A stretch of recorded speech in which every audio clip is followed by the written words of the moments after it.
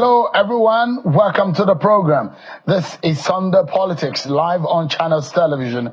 I'm Segun Kimale in Abuja. Tonight, from a political opposition force brewing in the land to some of the lessons that we can get from the Ghanaian experience, John Dramani Mahama returning to be the leader of that West African country. A lot to talk about and chew on tonight.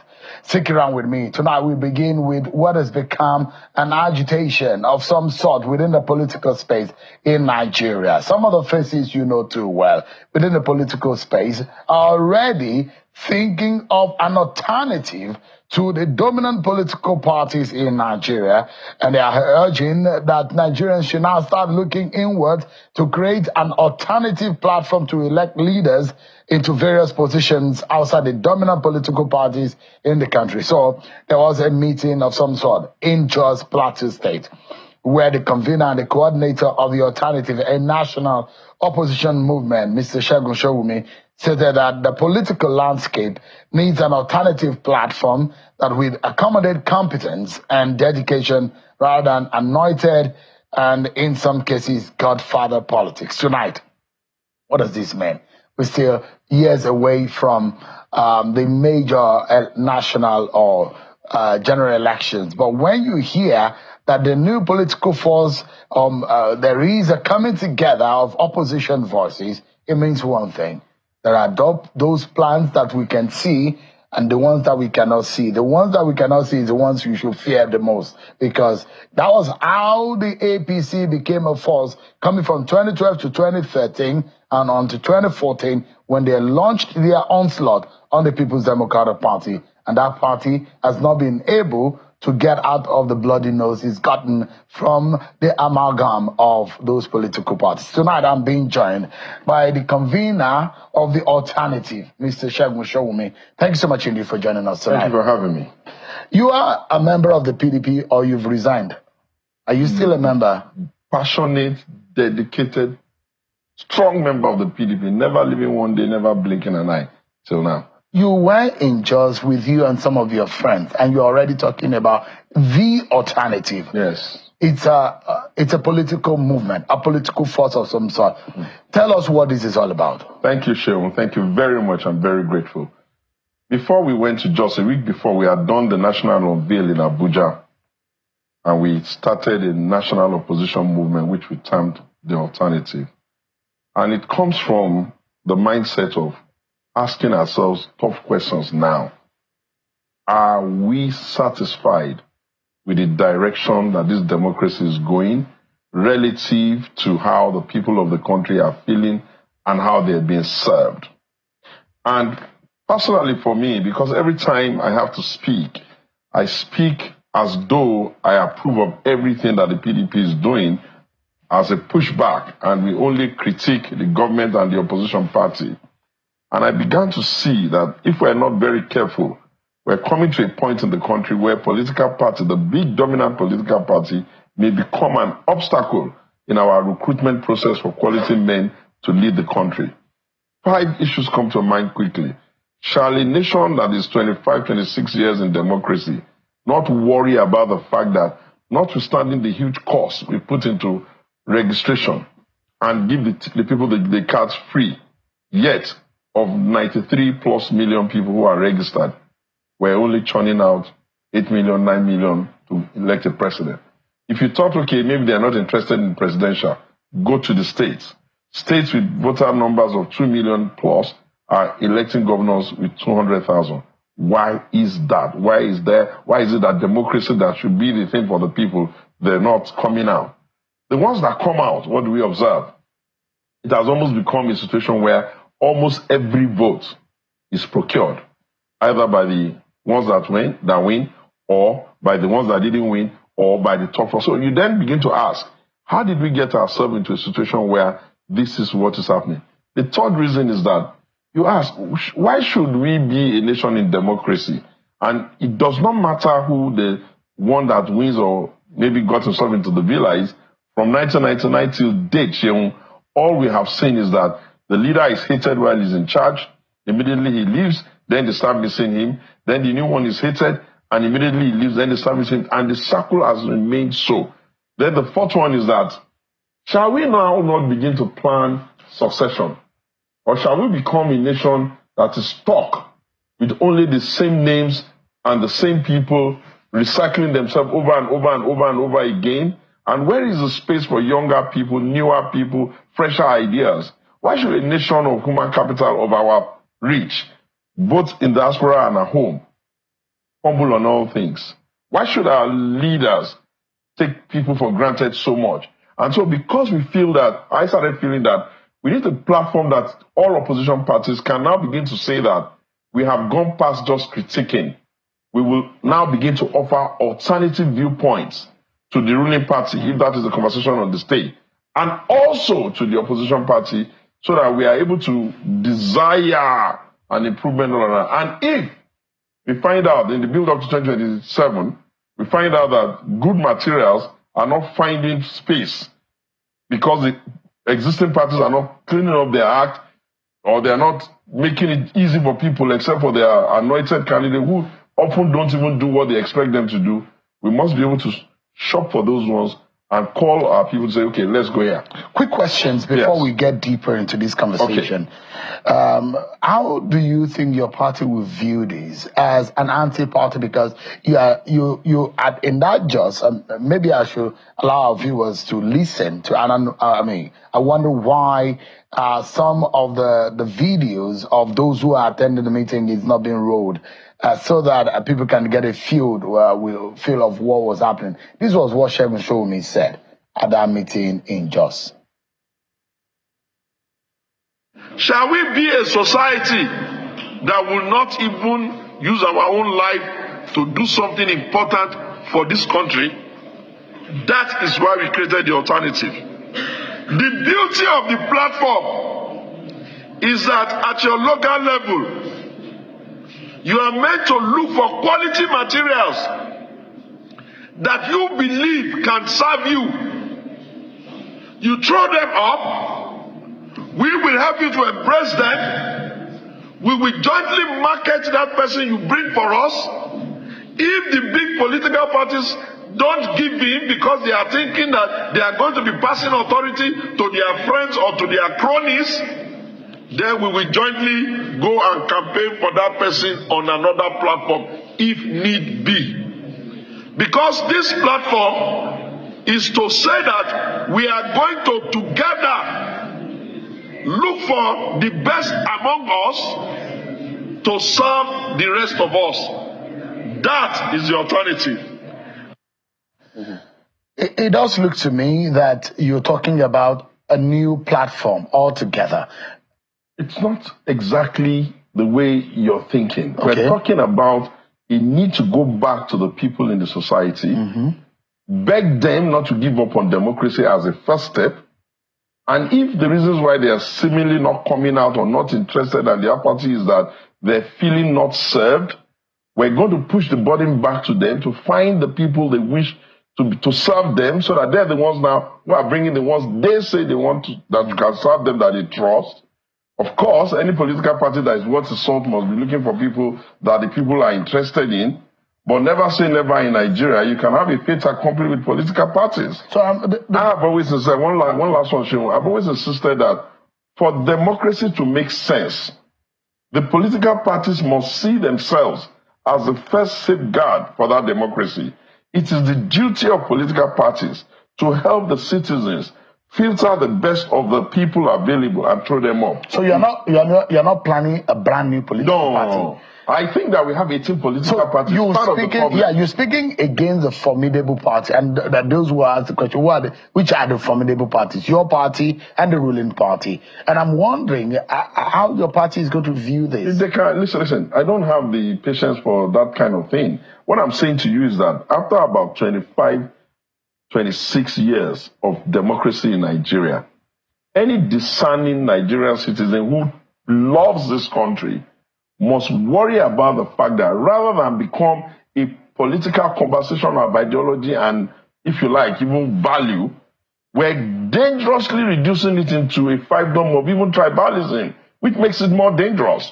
So that we're now beginning to sense that if we're not even careful, the conversation will be, he's my brother, that's why he can do no wrong. He's not my brother, that's why everything he does is not. That can be right. Right. Is Atiku Abubakar behind this? You know, the biggest burden I've had in my life is the fact that even if I were to wake up in the morning and maybe buy biscuits, people will think that it's Atiku. Do you even know me? Do people even know me at all? But the idea is that you have worked closely with him. He's your leader, is your principal. Listen, Atiku Abubakar is one man that I love with my bones. Let me explain what that means. If you love someone with your chest or your heart will decay quickly. The last thing that will decay when you die is your bone. I love him with my bones. But hey, does that mean that when I was a spokesperson in 2019 and spoke his campaign to life with due respect and I challenge anybody to tell me he did better than me? I was not exactly his main flyer in 2023. I saw what they did. I felt that he did not focus the campaign on issues. They were just joking about leg the pain and half the pain instead of talking about the issues. I've asked him twice, are you running? Are you done? If you are done, what do we do with this structure? If you are not done, we got to do it a different. We can't be doing the same thing and we did not expect a different result on two different occasions with gaps. I'm a good man to even think of asking him the third time. Then the situation... What was his response when you had him? It was quiet. He's still in reflective mode. So he has not answered you in the affirmative? No. He's not said no. He's not said yes. It was quiet. And I respect that. Any sensible person will know that the burden of elections is heavy. No human being who has had the kind of experience and the kind of challenges and maybe even the kind of betrayal that Atiku has endured should not reflect deeply before saying I'm going to run. So there's a possibility of Atiku running in 2027? He hasn't. Listen. No, I'm just saying. Since he has not answered you in the affirmative. I don't do guesswork. I am saying that I've asked him twice, he has not answered. If he answers, good. If whatever answer he makes, then we'll take it to the next level. That's that. The second thing is that shall the country and shall the political party and the discussion in the country, including PDP, wait forever? Or shall we insist that the conversation around our country cannot be had, notwithstanding Atiku, Bola Tinubu and these guys? These are the 1992 set of people. Do we not even have a right to say we're looking for succession now? Do we not have a right to say that, gentlemen, you are old, go and say that somewhere we want new people? So we need fresh hands. Fresh voices, fresh hearts, fresh faces. What is important is that you must be careful not to make it a thing in your head to combat into what the society is saying. We are going back to the society now to go and listen at the deepest level. What are you saying? If they say Atiku is the Messiah, the one or the enemy, I don't like anybody being a Messiah like that because I think that is absolutely the domain of God. If they say Atiku is who they want, then we'll tell him, Mister, our going around suggests that is you. But if they say, dude, we're tired, we'll tell him also that they're tired. So the truth of the matter is that we cannot be a nation that is pretending like ostriches that we don't know what our problem. Let me give you a few that will shock you. Tell me why we're having this country today. The government is coming up with a tax bill. Rather than discuss the sense or the otherwise of it, they're almost making it into non-state actors having conversations. Emirs talking, Kanzalil Kwanu talking, Wanise talking, Afenifere talking. Hey, if those organizations want to join politics, they should go and join political parties. It is the business of a political party to run policy and to run its process and then market it. Shehu, are you not embarrassed that the ruling party, our friends, majority Senate, majority Rep, majority governors, and from their own stable, there's so much chaos on a matter that anybody that is discerning and can read and can be interested in the progress of the country will say, okay, this time around, this guy seems to be up to something creative. If there are issues there, can't you tinker with it? So it means that we must be clear. The political parties that we're running, including the ruling party, is becoming broken. And we must find a way to fix it. So not necessarily by starting another party, but by having the dialogue and the conversation in such a way that people can begin to think. So this is a political movement, not a political party. You have 17 parties. So let me ask you, with your huge respect for Atiku Abubakar, if he says he's running, does it change the old dynamics? No. Bola Tinubu is the president of the Federal Republic of Nigeria, is an APC. By our tradition, he has the right of first refusal. That we are creating the alternative does not exclude even APC members who want us to have this conversation on the future. Would that prevent him from running? If Atiku is going to run, we are PDP. We have structures of primaries. We don't dash anybody ticket, contrary to what people think. If you want to run an election in our party, I'm not talking about the other ones where there are always perpetual candidates in their parties, the smaller ones. You will have to go through the crucible of a primaries. And when the votes are counted and you win, that's it. But please, the ticket of PDP is not reserved for anybody. So Atiku is not funding this alternative? I've not even spoken to him about... Is Kwankwaso funding it? Because he looks like you're wearing Kwankwaso's hat. You know, if only you know. Okay, Segun, can I ask one question? Do you know me at all? Is it that people who don't boast and who are not going all over the place with fancy cars and walking up on the place in a very irritating manner, they are poor? We can fund... in fact, as a matter of fact, I said, I will fund everything myself. And I have funded everything 100%. And my team, I know that at some point they will chip in. But I've said to them, we will not go the way of our leaders, lest we become exactly like what we say we are changing. We can't run a country that has democracy and the children of the poor will not have space on the table because it's too expensive for them. We're having a conversation to say to them, you cannot have democracy and be selling your vote. It's too big a price. So you're not a Kwankwasia with what you are wearing, or it's just coincidence? This is just a Hausa cap that goes with the... I'm just asking. It looks so much like a Kwankwasia hat. That's what I'm asking. Just to... I'm sure you don't want to even know my view on that movement. What's the problem with it? No, you don't want to hear my view on it. I have a different view as to my respect for Rabi Musa Kwankwaso. But that excessive militancy and is crazy. Democracy is not chaos. Democracy is ideological conversation, not instigating young people and people to just be acting like they're ready to go into a mob fight. Let's look at this ideologically and with methods, because any political movement has to come with a method, of course, an ideology, a philosophy, and there's a strategy behind it. If all of these are left out, clearly there's going to be a miss. You can be sure there is. So what is your own template? Add the alternative for the kind of person that you think, because you have described a situation that Nigeria needs some help. Yeah. So what is the ideal that you are creating, the template of the character of the person you think can lead Nigeria going forward? Thank you very much. The first thing that we have to do, which we have started doing, is that we've done a national unveil in Abuja. We've doubled down with zonal conversations. The first zonal conversation took place in Jos for all of the reasons. This democracy and the first primaries even took place in Jos. And so we've gone to Jos. All of the other states of the North Central Zone were there. And we have said to ourselves, guys, let's have this conversation now. Go back to the grassroots and beg our people, in case they are feeling so disappointed that they are not being served. If that is the reason why they are not coming out to vote, please go and let us tell them they shouldn't give up in democracy for all of the reasons why they have the choices. Why do they think that it's a good bargain for us to deal through the embarrassment of vote selling and vote buying? Please go to our people and let them understand. Some people fought and got us independence. If they were people that procured and sold everything, we'll still be dominated by foreigners. Some people took us out of slavery. Some people fought the military to get this democracy. This generation, you can't normalize vote buying and vote selling on this scale. We need to stop it. You can't flog people, so you need to go and do reorientation for them. And we said to them in that suntra that, look, now you guys in the States, go and have the conversation among yourselves and throw up your own leaders, because we don't want to run the risk that we're imposing people on people. That was why we were saying to them, you are now the ones to tell us who you think can serve you. They gave you Obasanjo, you complained. They gave you Buhari, you complained. They gave you Jonathan, you are complaining. They gave you Bola Tinubu, you are complaining. Fine. Now, you people now, bring who you think can serve us. Do you have a template of the kind of character that Nigeria needs? Now, because as you move into this, you must have a set agenda. No. That this is the ideal person that could lead in terms of the character formation. Yes, Let me tell you what it's like. Because it's democracy and it's not a military regime. Otherwise, I would have just said this person, this person, this person. But I think that if we reshuffle the deck of cards, new people might be encouraged. Not necessarily. Presidency is not the only thing available.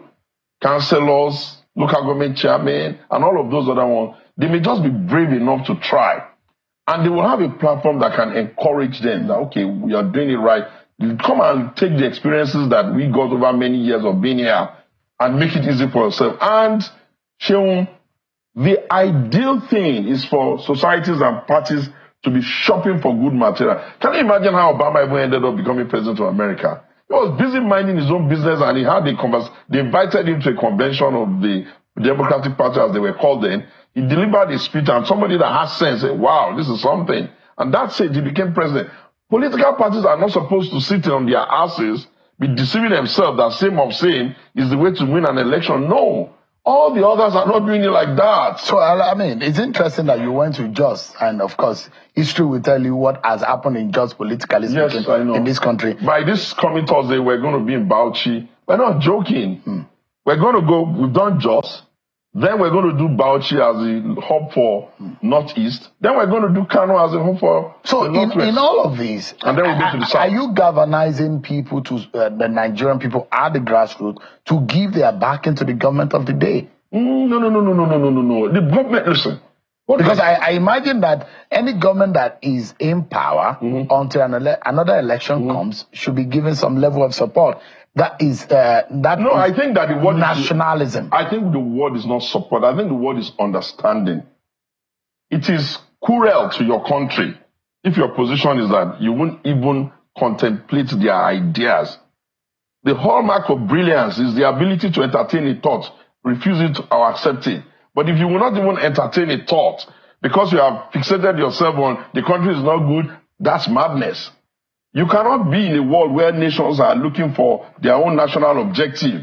And just because you are running democracy, you create a mob scenario where 24 hours, everything your country does is bad, and you're just going to be shaming yourselves. And even the so-called high-ranking leaders that are supposed to be statesmen are commenting on issues like children.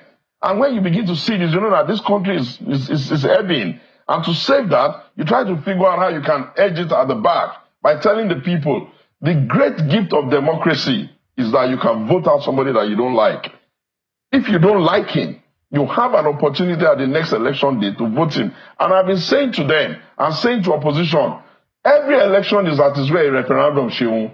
It's a referendum on the ruling party and what they're doing, what their performance, lack of performance or whatever, including the development and everything on the table. But guess what? It is also a referendum on opposition. What they are doing, how they're doing it. If opposition sits on its ass and just assumes that it is just saying they're not doing it, without an alternative, clever conversation of what they would do and how they would do it and why they would do it, I guarantee you the ruling party will win. Let's look at the conversation around the tax reform bills, which you have mentioned. And that those who said, look, fantastic idea in terms of trying to change the tax system in the country progressively. What's your view generally? And that those who have also opposed it? No, sure. Let me tell you something. You were here on this platform when Ashadbala Tinubu, President of the Federal Republic of Nigeria, made his cabinet. Remember, I started screaming, it's too lopsided, it's too lopsided, it's too lopsided. If you remember. And in that interview, I said, you need to balance these things. It doesn't make sense that it skews too much in the direction of the Southwest, which is where I am. I wasn't cutting my nose to spite my face.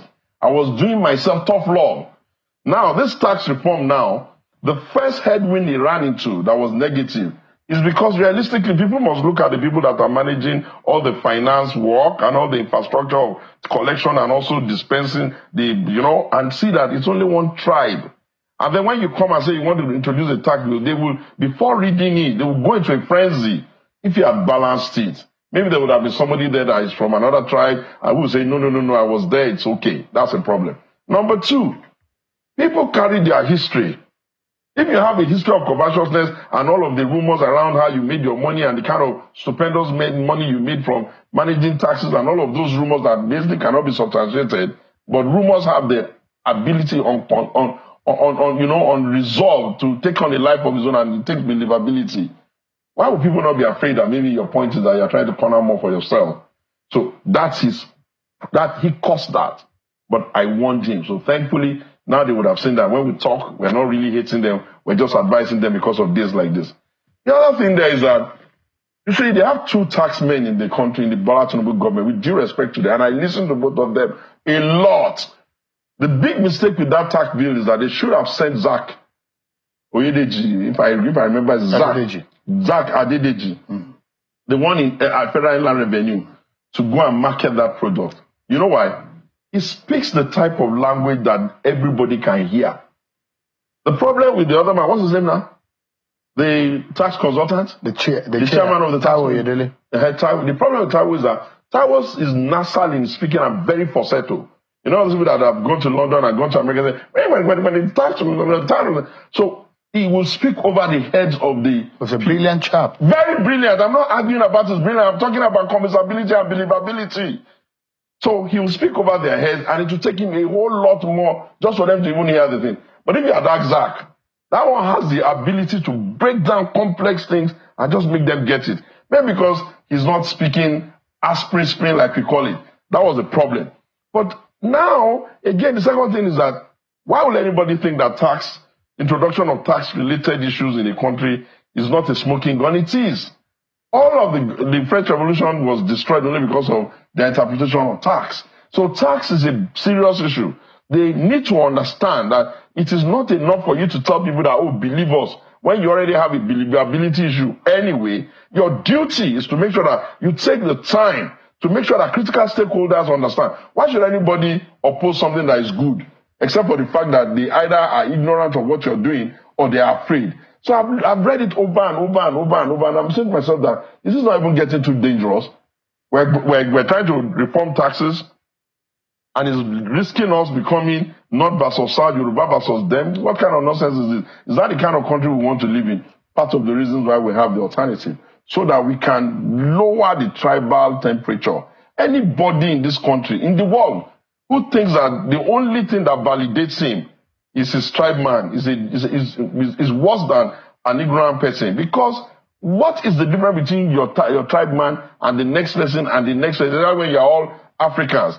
Is the Bible not clear and is the Quran not clear that Joseph was even sold into slavery by his brother? But why would we as a people shoot down what you have referred to as a good bill? It's a very good bill. Listen, Ashad Bola Ahmed Tinubu, kudos for that bill, because you're going to take the credit for putting the team together. It's a very good bill. It has great capacity, one, to make the poor people in the country get some breather. Some taxes, some even personal income tax are going to be removed from them. Some of the things they spend most of their money on, like bread, like transport, like housing, is going to be removed from them. Nobody has given them such a gift. It's like giving them money indirectly so that nobody can even take the money from them. And it's also going to stimulate them to be able to even make more money. And the one that is so irritating for them, the VAT, is even better for everybody, because now the headquarters gets all the VAT money and other people are where usage is being done. It's going to also get it. But are you going to blame them for not trusting them? I don't even trust them. So there needs to be a trust building mechanism. They created it by themselves. You can't have IRS, Yoruba, Chairman Yoruba, Finance Yoruba, Custom Yoruba, Inland Revenue Yoruba, CBN. You can't do. I mean, if you were not a Yoruba man, would you be happy? And then suddenly they come again. Two Yoruba people come and tell you we have a new tax regime. There will be nervous. People are not in the National Assembly, in the Senate, or even in politics, not to protect the interests of their people. That's why they are there. They are representative of their own people. So that's your own interpretation of the pushbacks. That's why the pushback will come. Because not necessarily because of some of the gray areas. It's disgraceful to say, what bill does not have gray area? What are they going to do in the public hearing? Are they illiterate? I'm amazed at some of their governors saying a lot of nonsense. People who have tax consultants in their states, they have commissioners of finance in their state who can break it down for them. I'm disgusted that a group of non-official government, traditional rulers and such things are weighing in on a matter they don't have any knowledge on. Even if you told them to come and define the terminology, they do they even know. So who sickled them into a band of complainers? But you cost it for yourself. And I have the privilege of telling you ab initio at the beginning of the day that this is not right. This country is fragile, has always been. We maintained it by diligently being fair, diligently being equitable, and diligently being transparent to the other tribes. Why should you invite people to a party that they are supposed to be seated and they're getting the invitation after you and your tribe men have sat on it and have smiled on it and have whatever? You may mean well, but let me also have one of my own sitting down there to be sure that you really mean well. Well, let me have one of my own to be sure that if there's a clause that will not be right for me, he can say, no. Nobody will sit at the table and do injury to his own tribe. Why did you put yourself in that mess? And I shouted at the beginning. And a lot of their annoying speaking heads didn't see that I was trying to save the country from this unnecessary conversation that makes everything tribal. I've gone around the country. I've heard people say, we gave him votes. And truly, they gave him votes. I've heard people say, he's going to come and meet us here, whether we get... I've heard all of that. Why would they say that? When there was money in Nigeria, did the Northerners give the poor people money? Did the Northern leaders give their majority the money? If there's no money now and everybody's struggling now, why are they making it as if they are trying to stimulate their people to now begin to get more angry, as if there's ever been a time when they even looked after those people? How do you think that we can cross the Rubicon? No, I think the Rubicon is already getting this bill out of the line. If it's a good bill, like it's a good bill. It's a good bill. What do we need to get it settled? I think that the president has to first of all understand that as president, there is a line that you tell them, please, I won't have you cross this line. Not under my watch. One. Number two, I think the president needs to tell them in very clear language, I won't be sitting down here as president, refuse to do the right thing for the country, only because you want to threaten me with election. When we get to the brink of election, we'll cross it. And I think the president needs to tell them, you are just making mouth. You are not more a politician than me, and you are not more a strategist than me. Whatever you think you know, I know it too. So stop bullying me and let's have this conversation like adults. And I think the president needs to say very clearly, traditional rulers, stay in your palaces. Don't get your mouth and yourself involved in government issues. Government and they leaders in their own right, and they government in their own right. No. Listen, when a government is in place, the role of non-government, non-state, non-political actors who are not even in the political parties is advisory, and that the advisory must not have any connotation of threat. If they want to be politicians, just to spread it even, they should join parties. We work too damn hard at party levels for us to say we want to fix something, and I'm not an APC man, and then the only reason why we'll be cowing is because they are banding together tribal people who will just be shouting and shouting and shouting, even without having the knowledge to even analyze it. If they want to analyze the tax bill, I have suggested one university in the Southwest, maybe University of Ibadan if you like, give it to them. Let them do a panel on their own. Give one in all of the zones. When they are finished doing it, bring it to the national, have it sit up with them so that they are subject matter experts. And then they can say, okay, this, and they can have an understanding with themselves. We can't be a nation that is going to be, the obstacle to itself. And I'll tell you one thing that makes the point very clear. The petroleum industry bill. This my beloved Federal Republic of Nigeria that I don't sleep, I don't eat, I don't rest because of its glory that I feel can happen, spent 20 years wasting his time on that bill. And you know what it has cost us?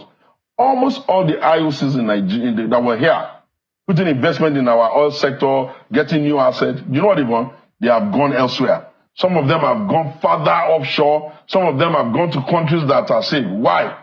Because we were dilly-dallying, we couldn't just make up our mind, we won't allow government to work, we were criticizing unnecessarily, we were doing pulling down, the kind of thing that APC did, when we were telling them in 2012, let's remove this subsidy so that we can make it sustainable, only to come back later, and I'm hearing the former governor of Ekiti, what's his name, Fayemi, who obviously has been dropped in the cold, and because of that, suddenly he's found his voice. He was caricaturing at the event, we were joking, we knew it was more politics. He had the temerity to stand in front of human beings and say, if that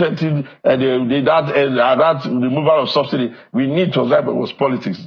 Men like that should be told to come and explain what they understand as the meaning of statesmanship.